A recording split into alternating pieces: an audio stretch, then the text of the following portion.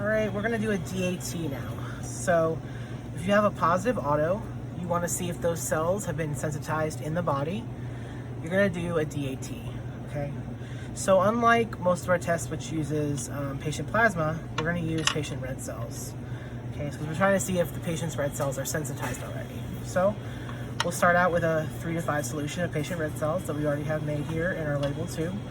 We're still gonna be using our patient Z-test Ladybug. So the first thing you're gonna do is you're gonna do a poly-specific reagent. So this is our poly-specific reagent. It has anti-IgG and complement in it, C3D. So we're gonna use this first. So what you're gonna wanna do is you're gonna want a dry cell button. Anytime you're adding a AHG or a poly-specific reagent, you want to make sure that you have a dry cell button. So we're gonna pull out 2 tubes here. These 2 tubes are going to be labeled patient initials, so ZL, and we're going to label this one as poly. The other one we're going to label with patient initials, and we're going to label this as control because we need to have a negative control, remember? Okay, so there's our negative control in our poly.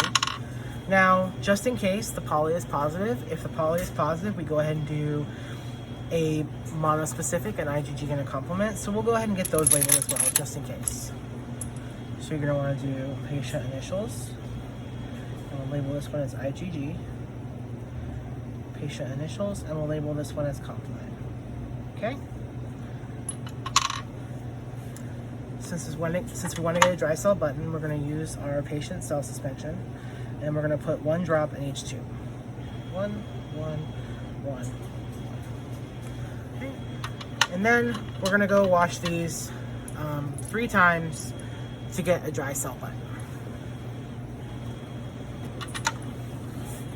Okay, so I've used the cell washer. I've washed our red cell suspension to make a dry cell button of patient cells. So we have our control and we have our poly. To our poly tube, we're gonna add 2 drops of our poly reagent, which is IgG and complement. So we'll add 2 drops of that. And to our control tube, we're going to add 2 drops of our albumin, or in your case, that monospecific control you have on your racks. So we'll add 2 drops of that. Okay. Then we're going to shake to suspend cells. Now remember, since we're checking to see if these have been sensitized in the body, there's no requirement for a 37-degree incubation phase. So we're just gonna go ahead and spin these for 15 to 20 seconds. While they're spinning, you can look on your worksheet. There's a place for a DAT. As you can see, there's a place for the poly with the check cells, the IgG with the check cells, and the complement with the check cells. Okay, they spin for 15 to 20 seconds. Let's go ahead and pull those out and read them. First, we're going to read the poly. So against a white background, you can see it coming off the tube. And I see no agglutination, so that's a negative reaction. So we'll go ahead and read that with the poly. Okay. And then here's our control. We want to make sure our control is negative. Again, I see no agglutination, so that's going to be negative our control. Now we're going to use, since we use an AHG reagent on this, we're going to do our complement, our check cells, our IgG sensitized cells. So let's go ahead and put those in there, 1 drop. Now we only have to do those in our patient because our control was, again, that monoclonal control. So let's spin those for 15 to 20.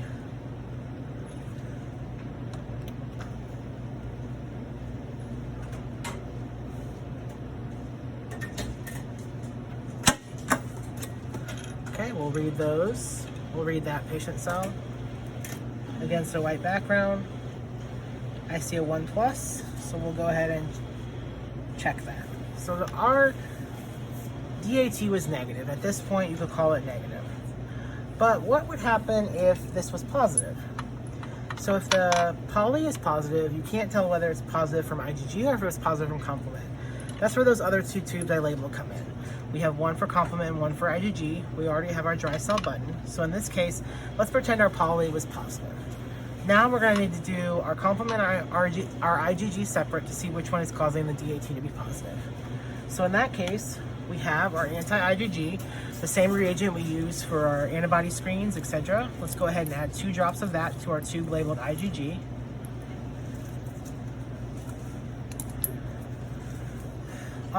And then actually our lab ran out, but we have a complement. We'll pretend that this is a complement. It's going to look like this. It's going to be a monospecific complement. So we'll add that 2 drops to our tube labeled complement.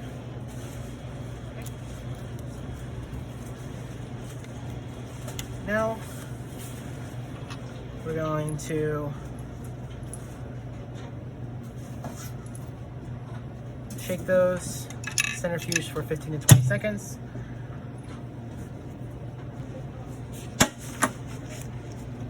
All right, so those IgG and complement have spun. Let's go ahead and read those. So here's your IgG.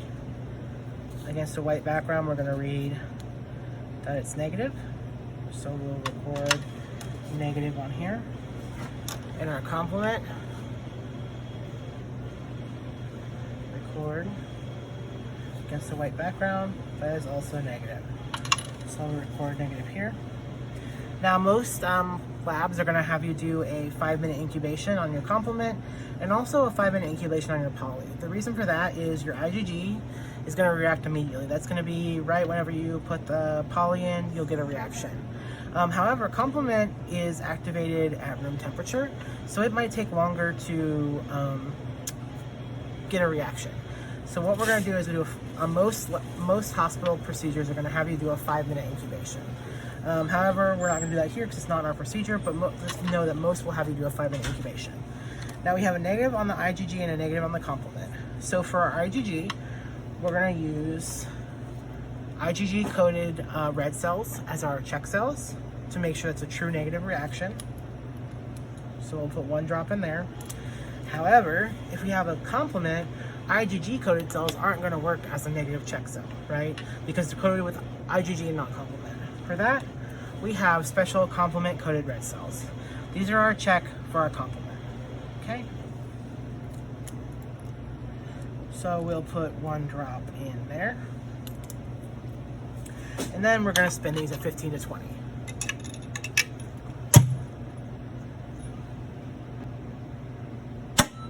Okay, so that IgG and complement check cell has spun, so let's go ahead and read those.